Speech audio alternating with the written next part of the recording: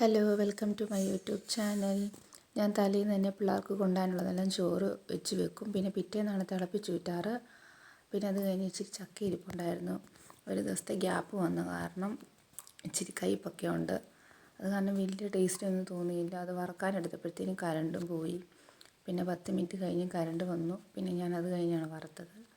അങ്ങനെ ചക്കയും വറുത്തു. പിന്നെ ഇച്ചിരി കപ്പയുണ്ടായിരുന്നു, വാട്ടുകപ്പ, അതായത് അവല് കപ്പ. തൊട്ടപ്പുറത്തെ വീട്ടിൽ ചേച്ചി തന്നതാണ്.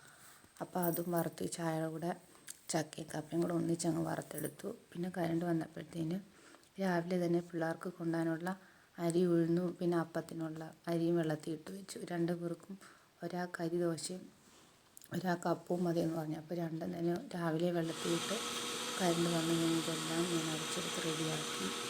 അപ്പത്തിനാണെങ്കിൽ ഇച്ചിരി തേങ്ങ ഈസ്റ്റ് ഇട്ടാൽ മതി. അപ്പോൾ വേഗം 10 മണിയാകുമ്പോഴത്തേന് പുളിച്ച് പോകും. അപ്പോൾ അതെല്ലാം അരിച്ച് റെഡിയാക്കി വെച്ചു. പിന്നെ കൊണ്ടുപോകാനായിട്ട് കോവയ്ക്ക മെഴുക്കുവരട്ടി മതിയെന്ന് പറഞ്ഞു. അപ്പോൾ അതും എല്ലാം അരിഞ്ഞ് റെഡിയാക്കി ഫ്രിഡ്ജ് വെച്ചു. നേരത്തെ ചെയ്ത് കഴിഞ്ഞാൽ നമുക്ക് രാവിലെ എഴുന്നേൽക്കുമ്പോൾ എളുപ്പമുണ്ടല്ലോ. അപ്പോൾ ഇതൊക്കെയാണ് എൻ്റെ ഇന്നത്തെ കുഞ്ഞു വിശേഷങ്ങൾ.